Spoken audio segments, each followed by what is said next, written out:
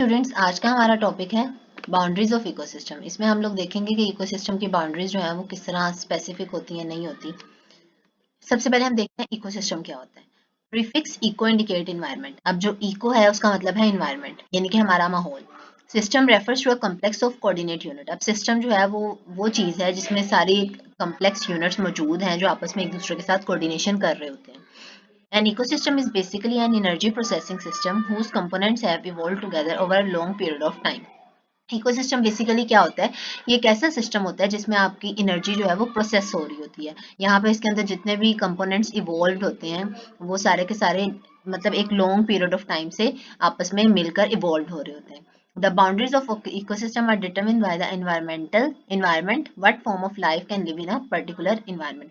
अब इकोसिस्टम की बाउंड्रीज किस तरह हम लोग डिटरमिन कर सकते हैं, किस तरह डिटरमिन होती हैं, ये हम देखते हैं कि उसके पर्टिकुलर इन्वायरमेंट में किस तरह की लाइफ एग्जिस्ट करती है। उससे पता लगता है कि इकोसिस्टम की बाउंड्रीज क्या है।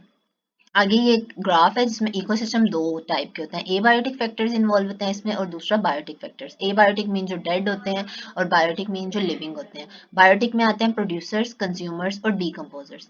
प्रोड्यूसर्स जो हैं वो हमारे प्लांट्स होते हैं, कंज्यूमर्स वो जो प्रोड्यूसर पर डिपेंड करते हैं और डीकम्पोजर्स वो जो इनकी प्रोड्यूसर और कंज्यूमर की डेथ हो जाती है तो ये उनको डिके कर देते हैं। आगे कंज्यूमर्स की तीन टाइप्स हैं, प्राइमरी कंज्यूमर्स, टर्शरी कंज्यूमर्स और secondary consumers. What is the boundary of ecosystem? अब इकोसिस्टम की बाउंड्री देखते हैं। Ecosystem boundaries are zones of transition between two adjacent habitats. अब क्या होती हैं ये बाउंड्रीज? जहां पर दो हैबिटेट्स मिलकर रह रही होती हैं तो उसके अंदर ये जोन ऑफ ट्रांजिशन होता है, यानी कि ऐसा जोन जिसमें चेंजेस आ रही है with the passage of time. Ecosystem boundaries are the location exhibiting gradient of change in environmental condition and related shift in the composition of plants and animal communities. Ecosystem boundaries जो है वो क्या होती है? Change of gradient change of environmental condition, यानी कि जहाँ पर इन्वायरमेंटल कंडीशन में चेंज आ रहा होता है और वहाँ पर क्या हो रहा है, जो प्लांट और एनिमल की स्पीशीज है वो चेंज के साथ साथ शिफ्ट हो रही होती है।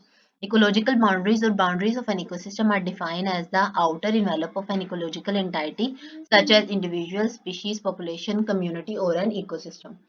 ये क्या होता है? इकोलॉजिकल बाउंड्रीज जो हैं ये किस तरह हम इन्हें डिफाइन कर सकते हैं कि जो इकोलॉजिकल एंटाइटी है जैसे कि इंडिविजुअल, स्पीशीज, पॉपुलेशन, ये सारी की सारी जहाँ पर मिलकर रह रही होती हैं इसका आउटर इन्वेलप हम लोग इसे कह सकते हैं जो उसे कवर कर रहा है। Ecosystem does not occur alone, they are always contact with the adjacent ecosystem. Ecosystem कभी भी जो है वो अलोन एग्जिस्ट नहीं करता, वो अपने दूसरे इकोसिस्टम के साथ मिला हुआ होता है, जैसा कि पॉन्ड और लैंड इकोसिस्टम। नेक्स्ट है transition zone. The boundaries of ecosystem do overlap and this overlapping area is called transition zone. Transition zone क्या होता है? जहां पर इकोसिस्टम की बाउंड्रीज आपस में मिलकर ओवरलैप होती हैं तो उस एरिया को हम कहते हैं ट्रांजिशन जोन। इसे हम लोग इकोटोन भी कहते हैं।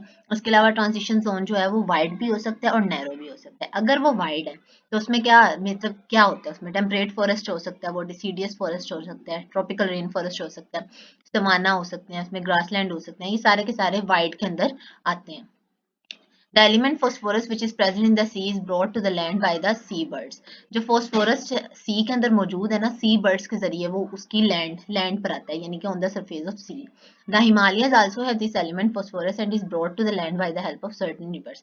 हिमालयस के अंदर भी phosphorus एलिमेंट होता है और ये किस तरह से आता है लैंड पर कि जब डिफरेंट रिवर्स के वाटर के साथ, जब उसके अंदर वाटर के अंदर ये हिमालय के ऊपर से पानी गुजरता है, वो रिवर्स के अंदर शामिल होता है, उससे क्या होता है ये लैंड पर पहुंच जाता है।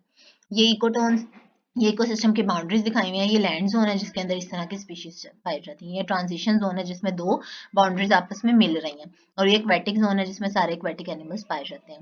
Species in the land zone देखें, ये नीचे डिफरेंट कलर्स इन्होंने शो करवाए हैं जिसके अंदर बताया हुआ है कि लैंड जोन में कितनी स्पीशीज हैं, एक्वेटिक जोन में और स्पीशीज हैं transition zone. According to ecologists, boundaries of ecosystem overlap with each other. It is very difficult to define exactly where it starts or ends. Ecosystem की जो boundaries है वो आपस में इस तरह से ओवरलैप हुई हुई होती हैं कि ये बहुत मुश्किल है बताना कि इकोसिस्टम कहाँ से स्टार्ट हो रहा है और कहाँ पर एंड हो रहा है। Naturally occurring ecosystem boundaries can represent unique habitat to which many species are specifically adapted. अब जो कुदरती तौर पर पाया जाने वाला इकोसिस्टम है जो पहले से ही जमीन पर मौजूद होता है उसके अंदर क्या होता है, उसकी बाउंड्रीज जो है वो यूनिक होती हैं। वो किस तरह वो अंदर उसके जो स्पेसिफिक स्पीशीज रह रही होती हैं उसकी यूनिक हैबिटेट को डिफाइन कर रही होती हैं। The occurring size of ecosystem is not well defined, जो कि हमने हम पहले यहाँ पर बात की है कि इस इकोसिस्टम का साइज जो है वो वेल डिफाइंड नहीं होता क्योंकि इकोसिस्टम वाइड भी हो सकता है और नैरो भी हो सकता है। The routing tree trunk is a partial system with in the forest. अब ट्री ट्रंक जो है इसे हम लोग देखकर हम किसी भी ट्री की एज भी बता सकते हैं। इसके अलावा हम लोग लिमिट ऑफ फॉरेस्ट भी बता सकते हैं, इकोसिस्टम की लिमिट भी बता सकते हैं। अगर हम ट्री को कट करें ना दरमियान से, तो फिर क्या उसकी जो लेयर्स होती है ना उसके जरिए हम ट्री की एज भी बता सकते हैं और फॉरेस्ट इकोसिस्टम की भी एज बता सकते हैं, अगर वो ट्री पहले से एग्जिस्ट करता है। Boundaries of ecosystem overlap and change.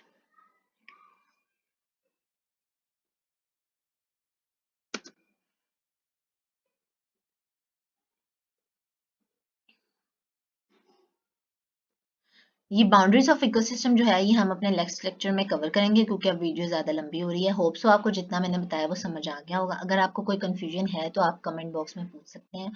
Thank you so much for listening my lecture. इसके अलावा आप चैनल को सब्सक्राइब ज़रूर करें और वीडियो को ज़्यादा से ज़्यादा शेयर करें, लाइक करें, और in the case of any Curie you can ask question. Thank you.